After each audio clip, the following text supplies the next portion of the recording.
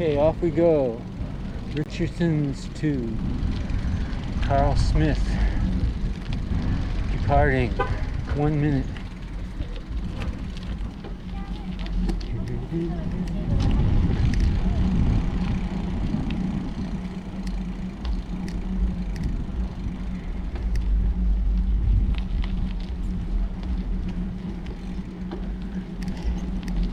So, I was just discussing on the internet about time, and someone was mentioning that it's a one-dimensional vector, and they call it the fourth dimension. And I said, well, actually, it's a two-dimensional vector, because there's also the quantity if, or probability, as it's known in classical physics. An event can happen, but it can also happen more than one way. And each of these is a separate vector, right? So what I said was fate is the fourth dimension. That's time, what we call time. Time and fate. But there's a fifth dimension, which you'd call if. Someone with a dog.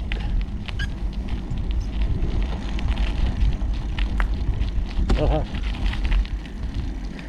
if is the fifth dimension. But it gets better than that, because we can also declare a sixth dimension.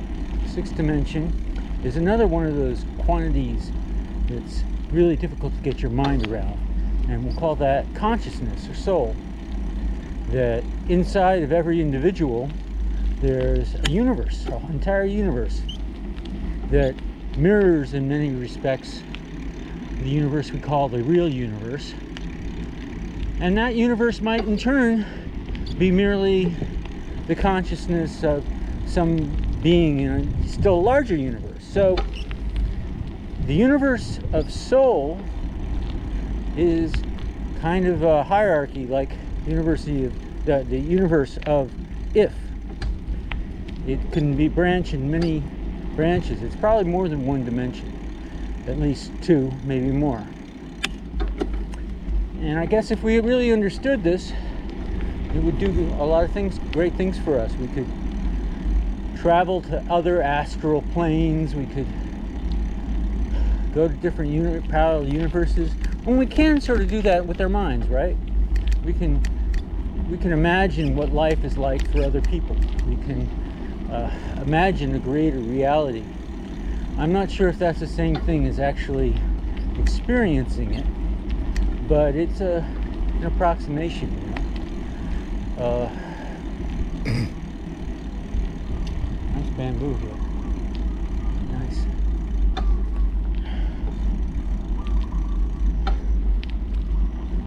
Over here is the jungle.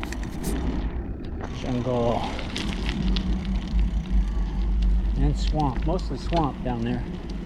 That's where the airport is. The airport's built on, it's a lot of swampland, but they did a lot of work to it. And I think if your plane crashes, they hope that at least they have a swamp for you to hang out in.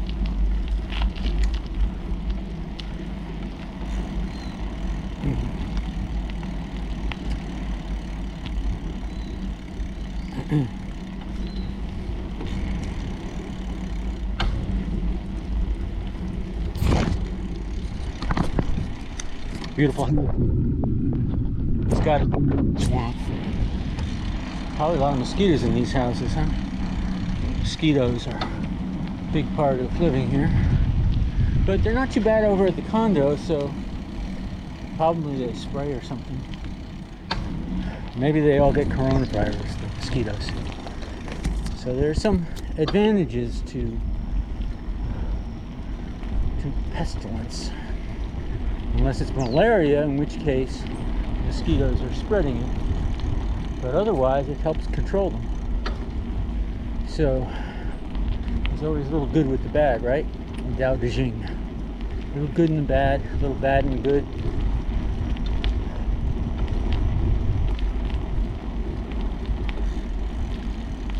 Beautiful day today. This is the first we've had in at least a couple weeks.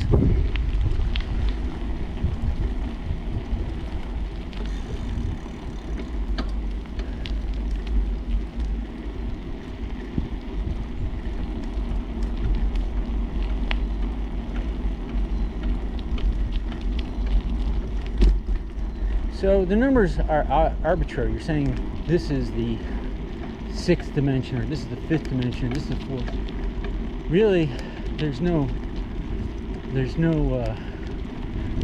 numbers involved, really. The numbers are purely mental devices. If you wanted to view consciousness, for example, as being the 1st dimension, you became aware at some point, and you continue to be aware, as do many other people. Where in time and space they are might be irrelevant. Might be irrelevant, really. So you can put those dimensions first. I mean, it's sort of the universe you can see with your eyes closed. That's the universe of consciousness. And you think, can I change the past? What if I'd done this instead of that? Well, there's a reality that exists in that case. But that reality might not contain you. The reality you're in is the one you need to be in, not any others. And the reason why you're in that particular reality is because it was the best one for you. No matter how dire or awful things seem to be, the universal constant is that it was the only reality that you could be in and survive. All the other realities led to premature termination of that universe.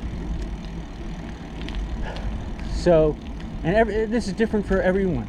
Everyone has their own reality, their own universe that they have to be in. And it may or may not include you. You might not be alive in someone else's reality.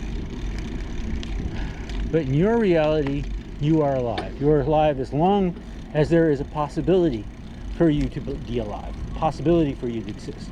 When there is no possibility for you to exist, I guess then they call that nirvana. You have reached the total conclusion of everything. There is no work to be done.